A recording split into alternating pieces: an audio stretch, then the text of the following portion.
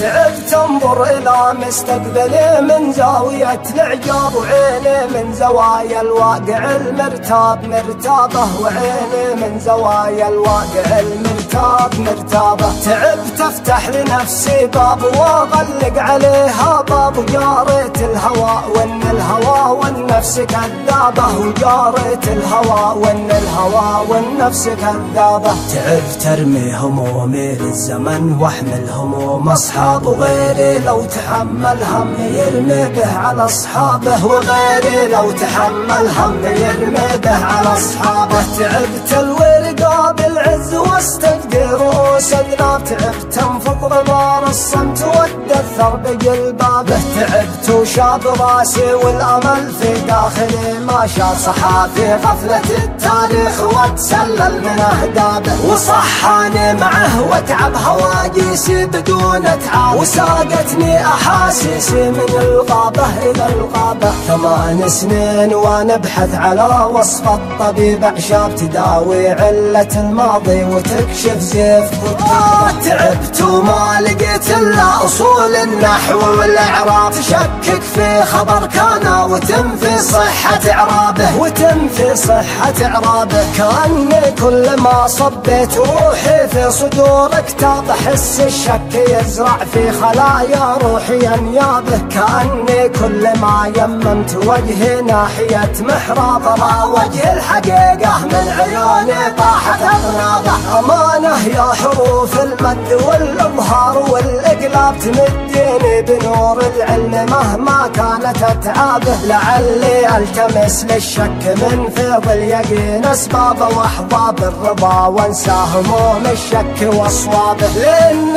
يا نقوش العامرية اخذه للباب، اخذتني الى حيث الخيال استنزف اعجابه، اخذتني الى حيث استدار الكوكب الجذاب، وشاهدت الثريا قارنت من فوق محرابه. وما بين التراث الحي والمستقبل المرتاب اشارة كف، لكن للاسف من دون سبابه، وكف الزيف ترسم ظلها بين المطر والزاب، ولو ظلت على وادي سبا ما تنبت اعشابه. سقاها طيل وادي ثاه لامت ساقطت العناب، وسوقها سنان البيه في سوقه وجلابه. وثار اخبار وما مالك السوق والمقلاب، فهم الرب والباشا وهم انصاب واربابه. وحاخامات ظلت تنحت الاسماء والالقاب، لانه ما يغش الدين الا من تسمى به. من المسؤول يا شط العرب عن شطشطة الاعراب، من المسؤول يا دور الادب عن دور آدابه، من المسؤول يا حبر القلم عن صحة الطلاب اذا كان الالم صاب المعلم قبل طلابه. من المسؤول يا بيروت عما ينشر الكتاب، من المسؤول يا طالوت عن جالوت وارهابه.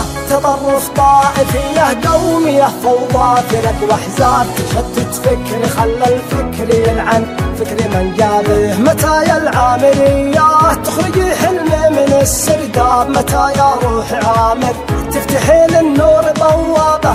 انا ملت عيوني كل ليلة طلعت المرقاب، على نفس النجوم ليلها طلعت تتشابه.